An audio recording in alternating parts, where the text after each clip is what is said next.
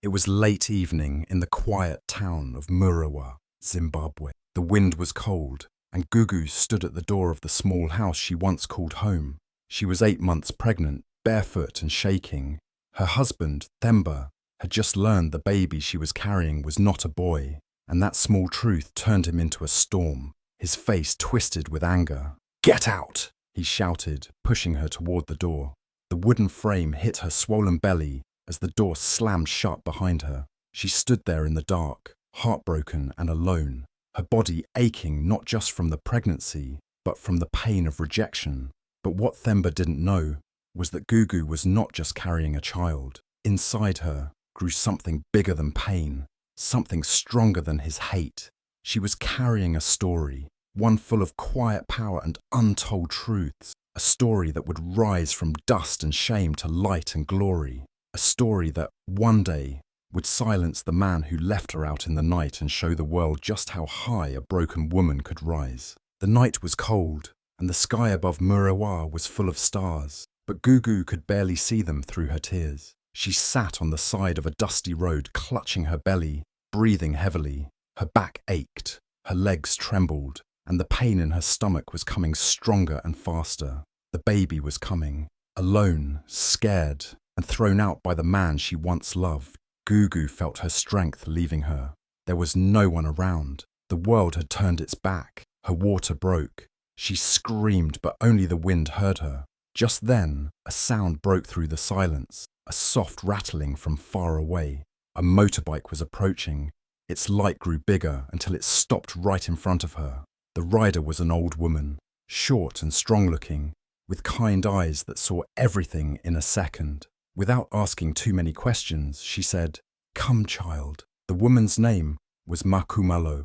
She helped Gugu onto the bike and took her up a narrow path, all the way to a tiny cottage hidden near the edge of the Nyanga Hills. The cottage was small, with stone walls and a thatched roof. Inside, it smelled like herbs and wood smoke. There was no hospital bed, no doctor, no machines, just a worn-out mattress, a wooden stool, and an oil lantern that flickered against the walls. Outside, dark clouds rolled over the hills and rain began to fall. But inside the little house, something bright was about to happen. Gugu screamed into the night. Makumalo held her hand and spoke softly, telling her to push, to breathe, to hold on. Hours passed. The storm grew louder, and then a baby's cry broke through the thunder. But it didn't stop at one. Moments later, another cry followed. Twins, a boy and a girl. Gugu looked down at them, tears flowing from her eyes. She had nothing, no clothes, no money, no home, but in her arms, she held the only treasures that mattered. Makumalo wrapped the babies in clean old cloths and made Gugu warm porridge. "You're safe now," she said. Gugu nodded, but deep inside, she knew this was just the beginning. Life wouldn't be easy. Themba had pushed her out because the baby wasn't a boy. He didn't even wait to meet the children. He never expected twins, and he never expected that one day, someone would come looking for them, and not just anyone. Months passed. Gugu stayed in the cottage and healed. She learned how to feed the babies, how to hold them when they cried, how to smile again. Makumalo became more than a helper. She became family. Word began to spread through the village. People whispered about the young mother who gave birth to twins under a stormy sky. They said the babies had strong lungs and bright eyes. Some said they were born under a special star. Others said they would change everything. Meanwhile, far away, Themba was living with guilt and anger. He told people Gugu left him. He told himself she was nothing. But deep inside, he felt the emptiness grow. One day, he heard that she had given birth, and not just to a girl, but to twins. His heart skipped. Something in him wanted to see them. Maybe he thought he could get her back. Maybe he thought the babies would fix what he broke. But before he could do anything, someone knocked on his door. It wasn't Gugu. It was a man in a suit, holding a letter. The man introduced himself politely, but there was a firmness in his voice. He said he represented the family of Gugu's late father. Themba was confused. He didn't know much about Gugu's past. She had never talked much about her father. But now the truth was out. The letter said that the twins, the boy and the girl, were legal heirs to a large trust fund left by Gugu's father, who had once owned a gold mining company. Gugu had kept the documents secret for safety. Now the time had come. The babies had a future, one filled with security, power, and wealth, but only under their mother's care. Themba was not listed anywhere. In fact, he wasn't even allowed near the children without permission. The man handed over a copy of the birth certificates. Themba's name was there, yes, but so was a restraining order. Themba stood frozen. His head felt light. His knees went weak. The children he had thrown away, the woman he had thrown away, they were now part of something far bigger than he ever imagined. But what truly broke him wasn't the money, or the power, or even the fact that he had no access. It was what happened a few days later, when someone came to collect a few items from his place. It was a woman in a clean yellow dress, with calm eyes and a voice like steel. It was Gugu.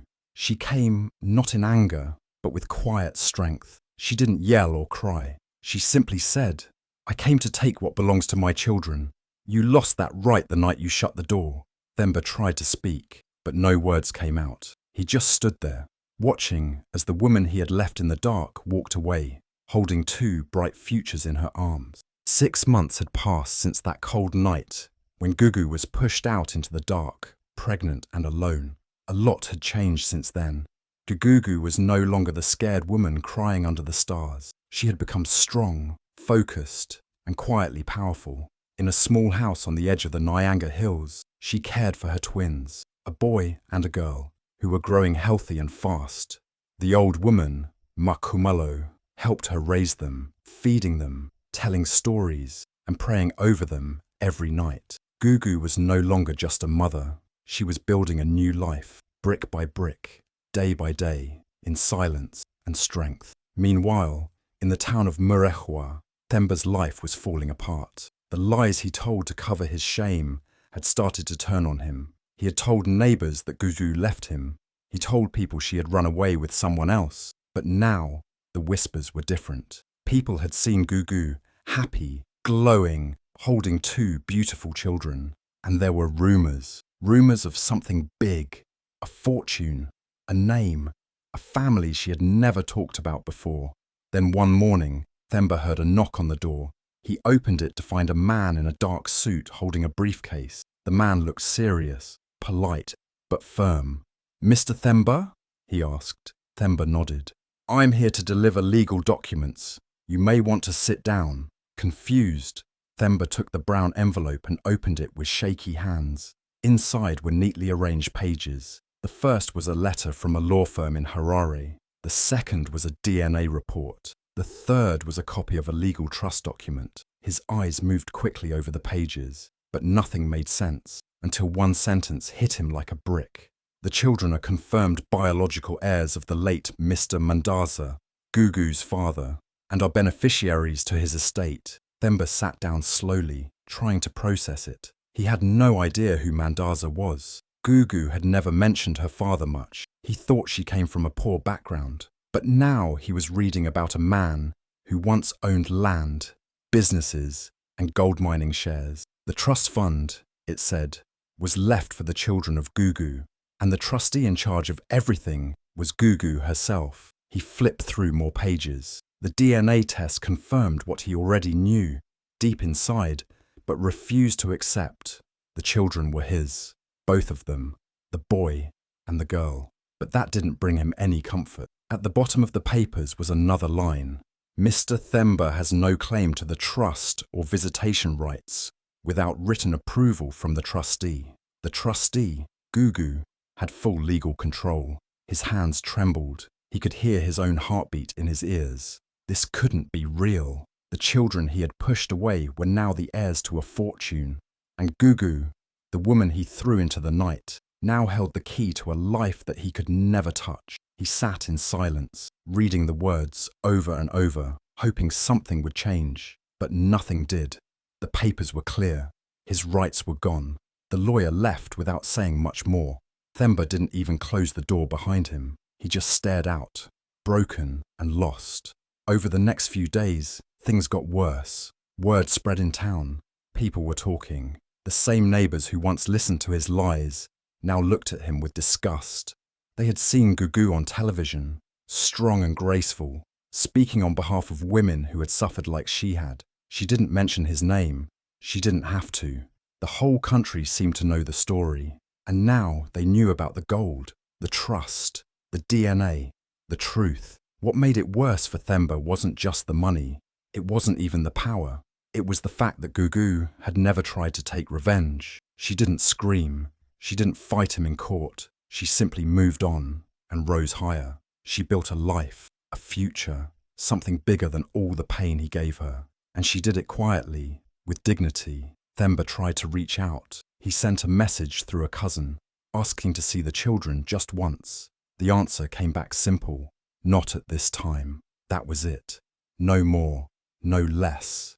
Gugu hadn't even spoken to him directly, and yet her silence spoke louder than anything. Every night Themba sat in his small room, staring at the photo he had secretly taken of the children. From a distance, through a fence, they were wearing clean uniforms, smiling, holding their mother's hands. They looked happy, whole, untouched by the man who had rejected them before they were even born.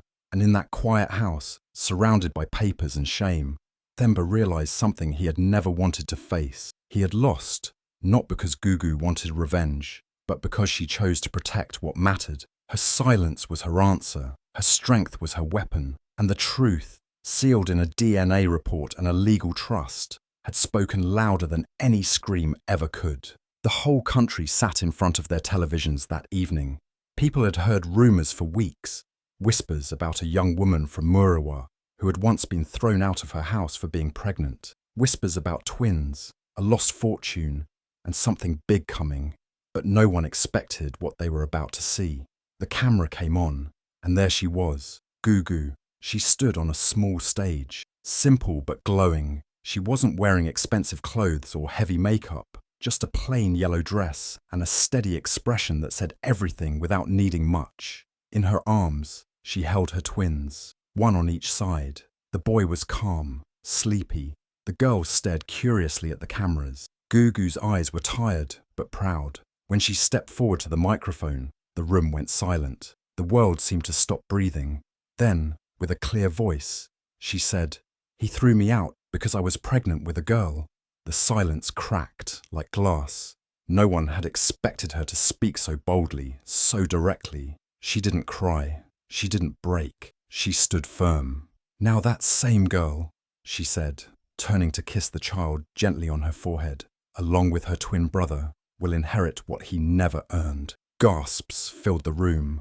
Reporters fumbled with their pens, their cameras, their mouths hanging open. It wasn't just a speech. It was a thunderstorm, a wave crashing through the country. For so long, women like Gugu had been silent, pushed aside, blamed, forgotten. But now, here was one of them, standing tall, telling the truth to the whole nation, and doing it with strength, with grace, with babies in her arms, and fire in her voice. The press conference wasn't just about money or revenge. It was about something deeper, about all the girls who were unwanted, all the mothers who were left behind, all the children born into shame instead of joy. Gugu spoke for them, and as she finished, she didn't beg for pity or applause. She simply walked away, baby still in her arms, head held high. Across the town, far from the cameras, Themba watched it all from the edge of a borrowed bed. He was in a friend's small house now, his own place long gone. His name wasn't mentioned once, but he didn't need to hear it. He saw it in her words. He saw it in the way the nation looked at her, and in the way no one looked at him anymore. His hands shook as he watched her face on the screen, her strength, her poise, her truth. He remembered the night he pushed her out. He remembered the sound the door made when it hit her belly. He remembered the silence that followed, and how it never really left his life since then. Now that silence had turned into a storm, one that he could no longer escape. His face wasn't on the screen, but in his mind, it was everywhere. The shame, the guilt, the regret. They filled the small room like smoke, and he couldn't breathe. Outside, the streets buzzed. People were talking, Social media exploded with clips of the press conference. #Gugu was trending. People were sharing her story, posting messages of support. Some even shared their own stories of rejection, of pain, of survival.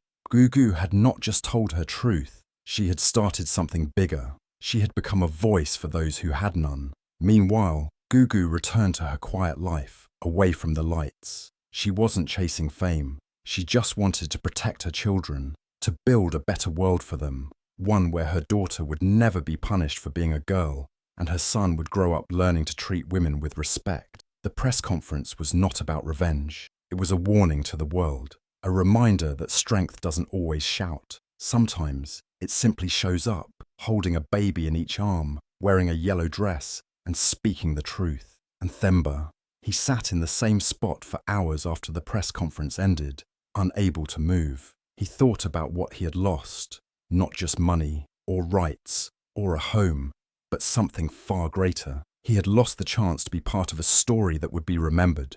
Gugu hadn't just walked out of his life, she had outgrown it, and now the whole world knew. It had been months since Themba last saw the house, the place he once called home. The same house where he had pushed Gugu out on a cold night, yelling at her for carrying the wrong baby.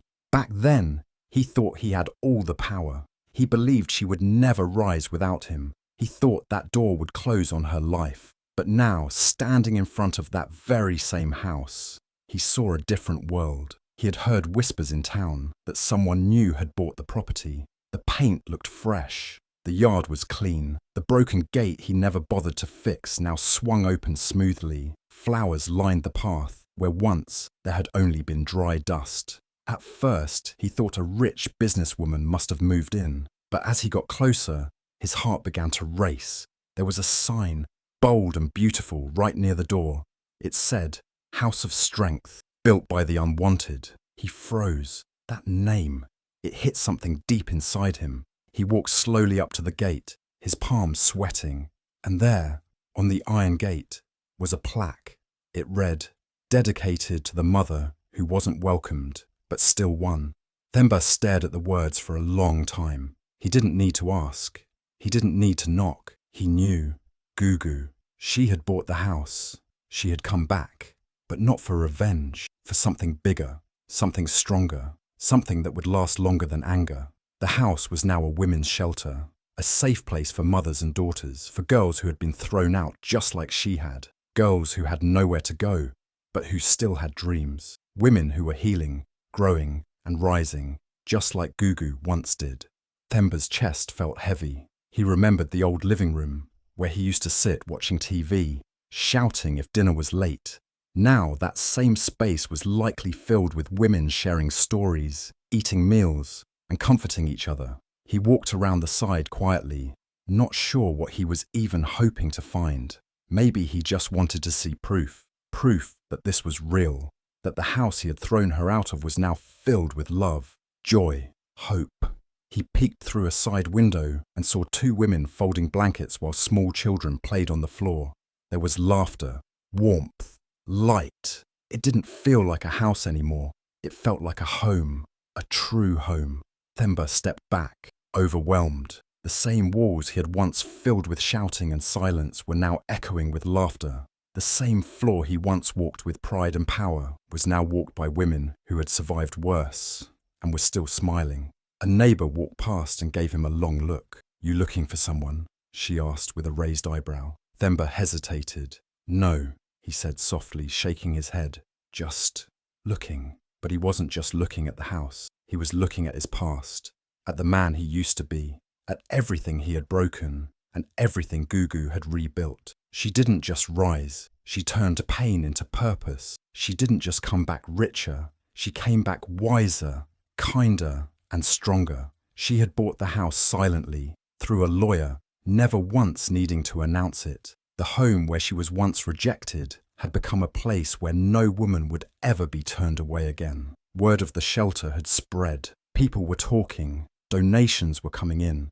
The government had even recognized it for helping victims of domestic violence. Gugu, who once stood barefoot and trembling at that very door, was now known across the region for her bravery. But she never showed off. She didn't scream for attention. She let the work speak. She let the sign on the gate say what words never could. Themba stood at the gate a little longer. He didn't try to go in. He knew he didn't belong there anymore. That house was no longer his. Not the bricks, not the walls, not the story. The past had been written, and now a new chapter had begun, one he had no place in. He turned to leave, walking slowly, his feet heavy. Behind him, the gate creaked softly in the wind, and the plaque shimmered in the afternoon sun. Dedicated to the mother who wasn't welcomed, but still won. The words followed him, every step of the way. As he disappeared down the road, women inside the house laughed together over shared tea. Children ran up and down the halls, and Gugu, in a quiet room upstairs, smiled as she rocked her twins to sleep. Not with anger, not with revenge, but with peace. Because she didn't just take back what was hers. She created something new, something better. And in doing so, she left behind not just pain, but a legacy. One that would live long after the man who tried to break her had been forgotten. Themba stood behind the trees across the road, hiding like a shadow. He had come quietly, hoping no one would see him. He just wanted one look, one glance at the children he had once rejected. The twins were now about 6 years old, dressed neatly in school uniforms, their backpacks bouncing as they ran. They laughed freely, full of joy and innocence. Then they ran into their mother's arms, hugging her tightly before heading toward the school bus. Gugu knelt, kissed their foreheads, and whispered something that made them smile even bigger. Themba felt something heavy press against his chest. That should have been him. That should have been his moment. But he had thrown it all away with one angry decision. As he stepped closer, hoping to hide behind the garden wall, Gugu turned around. She had seen him. Their eyes met. For a moment, there was silence. No shouting, no anger, just truth. Gugu didn't cry. She didn't smile. She looked at him with calm power, then spoke one sentence that hit harder than any slap. "Next time you throw someone out," she said softly, "make sure they don't rise higher than your roof." Themba couldn't answer. He turned away slowly, each step feeling like 1,000. He walked off a broken man, not because of what Gugu said, but because everything she said was true.